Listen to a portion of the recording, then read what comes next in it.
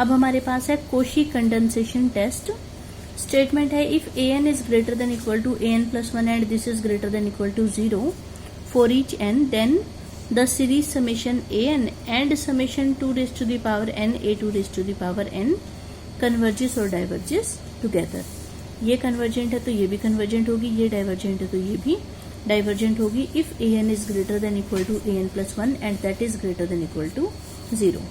तो हमने क्या किया, इस सीरीज के nth पार्शियल सम को Sn से लिख रहे हैं और इस सीरीज के nth पार्शियल सम को हम सिग्मा n से लिख रहे हैं। बता दिया Sn का क्या मतलब है, इस सीरीज की पहली n टर्म्स का सम। सिग्मा n का मतलब है इस सीरीज की पहली n टर्म्स का सम। पहली बार हमने मान लिया कि मान लो ये सीरीज हमारी कन्वर्जेंट है। अगर ये वाली सीरीज कन्वर्जेंट है तो इसकी जो nth पार्शियल सम की सीक्वेंस सिग्मा n है वो भी क्या होगी, convergent. And every convergent sequence is bounded, bounded है तो बाउंडेड अबव भी है। It means sigma n is bounded above, और मान लो वो किससे बाउंडेड अबव है, u से, मतलब कि सारे के सारे sigma n is less than equal to u। Now Sn क्या था, a1 से लेके an तक का सम। n की वैल्यू मान लो हमने 2 की पावर k प्लस 1 ले ली, तो यहाँ n की जगह लिख दिया 2 की पावर k प्लस 1। फिर हमने क्या किया, a1 ऐसे कैसे रखा, a2 प्लस a3 दो टर्म्स ली, फिर a4 a5 a6 a7 चार टर्म्स ली। तो हम टर्म्स कैसे ले रहे हैं, 2 की पावर 1 टर्म्स, 2 की पावर 2 टर्म्स, फिर हम लेंगे 2 की पावर 3 टर्म्स, फिर 2 की पावर 4 टर्म्स। इस तरह से हम करते जा रहे हैं। उसके बाद a1 ऐसे कैसा, a2 ऐसे कैसा, a3 is less than equal to a2, क्योंकि जिसका सफिक्स बड़ा है वो वाली टर्म छोटी है, जिसका सफिक्स छोटा है वो वाली टर्म बड़ी है। So a3 is less than equal to a2। a4 ऐसे कैसा, a5 छोटा है a4 से, क्योंकि जिसका सफिक्स बड़ा है वो छोटी है। a6 छोटा है a4 से, a7 छोटा है a4 से। ये ऐसे कैसा, a2 की पावर k प्लस 1 छोटा है a2 की पावर k से। जिन जिन के सफिक्स बड़े हैं वो सारे के सारे छोटे सफिक्स वाली टर्म से छोटे आ जाएंगे। फिर ये हो गया a1 a2 a2 2a2, ये 4 बार प्लस हो रहा है तो ये हो गया 2 की स्क्वायर a2 की स्क्वायर, खोलेंगे तो क्या बनेगा 4a4, ठीक है ना। ऐसे ही ये वाली टर्म्स काउंटिंग में कितनी है, 2 की पावर k, तो ये हो गया 2 की पावर k a2 की पावर k। और फिर लास्ट वाली टर्म, ये वाली टर्म्स काउंटिंग में कैसे पता लगाते हैं, लास्ट वाले में से पहले वाले से पहले वाला माइनस कर देते हैं, उससे पता लग जाता है ये टर्म्स काउंटिंग में कितनी है, ठीक है। तो ये टर्म्स काउंटिंग में कितनी है, 2 की पावर k। फिर पहली और लास्ट टर्म को छोड़कर बाकी सारे को एक ब्रैकेट में डाल दिया। अब हमारी पहली टर्म थी a1, लास्ट थी a2 की पावर k प्लस 1, और जो बीच वाली है वो इसकी वैल्यू थी। बस यहाँ n लिखा है, यहाँ k लिखा है, तो यहाँ सिग्मा n लिखते थे तो यहाँ सिग्मा k आ गया, ठीक है। और ये किससे लेस देन इक्वल टू है, a1 से। लॉजिक वही है, जिसका सफिक्स छोटा है वो वाली टर्म बड़ी है। a1 हो गया 2a1 प्लस सिग्मा k, और सिग्मा k फर्दर किससे लेस था, u से, तो कुल मिला के Sn इससे कम आ गया। This is a fix term, therefore Sn is bounded above. और Sn मोनोटोनिकली इंक्रीजिंग तो है ही है, क्योंकि पॉजिटिव टर्म्स की सीरीज है। समेशन an पॉजिटिव टर्म्स की सीरीज थी, इसलिए Sn क्या है, monotonically increasing, bounded above and hence convergent. और अगर Sn कन्वर्जेंट है तो समेशन an भी क्या होगा, कन्वर्जेंट। अब हमने मान लिया ये वाली सीरीज डाइवर्जेंट है, ये सीरीज डाइवर्जेंट है तो इसकी nth पार्शियल सम की सीक्वेंस भी क्या होगी, डाइवर्जेंट।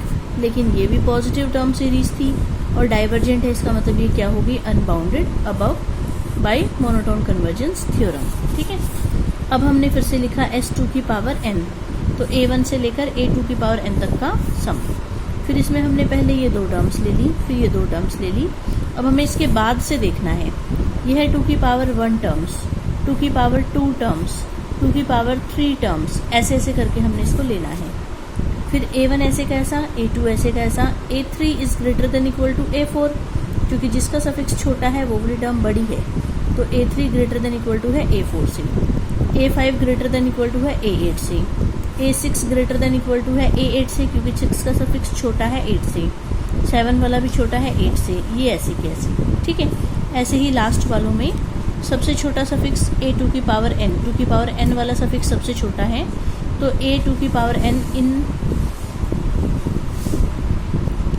जैसे यहाँ पर क्या था, 8 सफिक्स सबसे बड़ा था, तो ऐसे ही 2 की पावर n वाला सफिक्स सबसे बड़ा है और सबसे बड़े सफिक्स वाली टर्म सबसे छोटी आएगी, ठीक है। तो उस हिसाब से ये हमने यूज़ कर लिया कि ये भी इससे बड़ा होगा, अगला भी इससे बड़ा होगा, अगला भी इससे बड़ा होगा, लास्ट वाला सेम आ गया।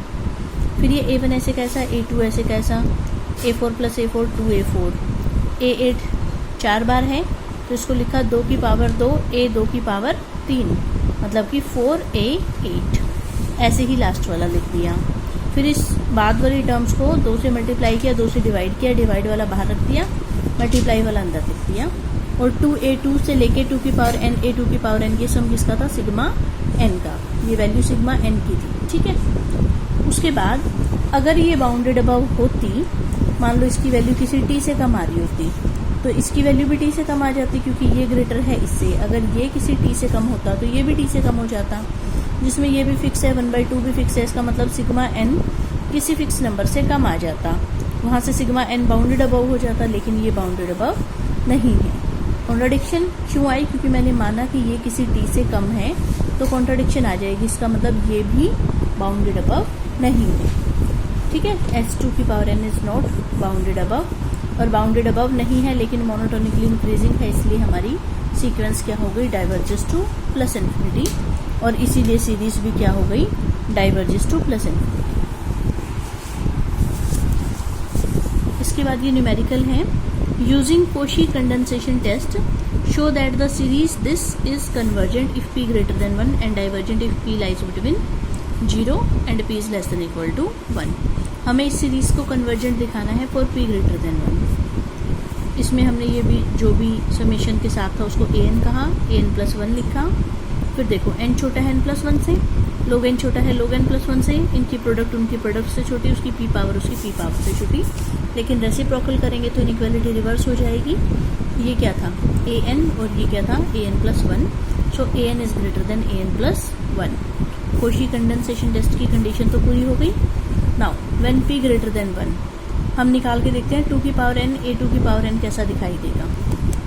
2 की पावर n ऐसे कैसा, A2 की पावर n की वैल्यू यहाँ से निकाल के यहाँ पुट कर दी, ये हो गया 2 की पावर n की पावर p, 2 की पावर n p, log 2 की पावर n की पावर p, log 2 की पावर n तो बन गया n log 2 और उसकी पावर p, और ये पावर जो है नीचे आके कितना हो गया, 2 की पावर np माइनस n, तो उसमें से n कॉमन आ गया, बच गया p माइनस 1/2 की पावर कुछ हम कर रहे हैं तो वो किससे कम आएगी, 1 से, क्योंकि p माइनस 1 हमारा पॉजिटिव है, n भी पॉजिटिव है, p माइनस 1 भी पॉजिटिव है, तो 1/2 की कुछ पॉजिटिव पावर करेंगे तो वो 1 से कम आएगा, ठीक है। तो ये वाली टर्म तो एक तरह से लेस देन 1 में चली गई, बचा क्या, 1/n log 2 की पावर, ये हो गया n की भी पावर p log 2 की भी पावर p, तो ये इससे कम आ गया, ठीक है। उसके बाद कंपैरिजन टेस्ट से अगर राइट वाली सीरीज कन्वर्जेंट होगी तो लेफ्ट वाली सीरीज भी कन्वर्जेंट हो जाएगी, और राइट वाली सीरीज क्या बनेगी, समेशन 1/n की पावर p 1/log 2 की पावर p तो कांस्टेंट है, ठीक है, और ये कन्वर्जेंट है क्योंकि p ग्रेटर था 1 से, और राइट वाली सीरीज कन्वर्जेंट है तो समेशन दिस भी क्या हो गई, convergent, and by Cauchy condensation test अगर ये वाली कन्वर्जेंट है तो समेशन an भी क्या हो गई, कन्वर्जेंट। तो हाफ क्वेश्चन हमने कर लिया कि अगर p ग्रेटर देन 1 है तो ये वाली सीरीज हमारी क्या है, कन्वर्जेंट है। अब हमें लेना है p 0 से बड़ा है और लेस देन इक्वल टू 1 है, तो पहले हम लेस इज इक्वल टू 1 वाला केस कर लेते हैं, ठीक है। p की वैल्यू हमने इसमें 1 ले ली, तो 2 की पावर n A2 की पावर n लिखा यहाँ से, जिसमें p हमने 1 ले लिया है, ठीक है। 2 की पावर n से 2 की पावर n कट गया, क्या बचा, 1/log 2 की पावर n, मतलब कि 1/n log 2, summation this is equal to summation this, और ये वाली सीरीज क्या बनेगी, log 2 तो एज अ कांस्टेंट बाहर आ जाएगा, समेशन 1/n बच जाएगी, जो कि p टेस्ट से डाइवर्जेंट है, इसलिए समेशन दिस भी क्या हो गई, डाइवर्जेंट। और अगर समेशन 2 की पावर n A2 की पावर n डाइवर्जेंट हो तो समेशन an भी क्या हो जाएगी, divergent. So p is equal to 1 के लिए हमारी सीरीज क्या आ गई, डाइवर्जेंट, ठीक है। Third case when p is less then 1, फिर से हमने यही निकाला, इसकी वैल्यू पुट करी, ये हो गया 2 की पावर n की पावर p log 2 की पावर n की पावर p, इसको हम नीचे लेकर आए। अब की बार p 1 से छोटा है तो p माइनस 1 लेस देन 0, इसका मतलब ये नेगेटिव है, n पॉजिटिव है तो टोटल पावर नेगेटिव है, नेगेटिव पावर है तो ये ऊपर की तरफ चला गया, और 2 की कुछ भी पॉजिटिव पावर करेंगे तो वो 1 से ज़्यादा आएगा, इसलिए अब की बार क्या कर दिया, ग्रेटर देन 1। ये 1/this तो किस में चला गया, ग्रेटर देन 1 में, और ये नीचे वाला बच गया। ठीक है, इसको खोल दिया, ये आ गया। अब हम देखेंगे अगर हमारी ये वाली सीरीज डाइवर्जेंट है तो ये भी क्या होगी, डाइवर्जेंट बाय कंपैरिजन टेस्ट। और ये वाली, इसमें log 2 की पावर p तो कांस्टेंट है, सो समेशन 1/n की पावर p डाइवर्जेंट क्यों है, क्योंकि p छोटा है 1 से। और अगर इधर वाली सीरीज डाइवर्जेंट है तो ये भी क्या हो गई, डाइवर्जेंट। और कोशी कंडेंसेशन टेस्ट से क्या होता है, जो बिहेवियर इसका है वही बिहेवियर इसका होगा, तो अगर ये डाइवर्जेंट है तो ये भी क्या हो गई, डाइवर्जेंट।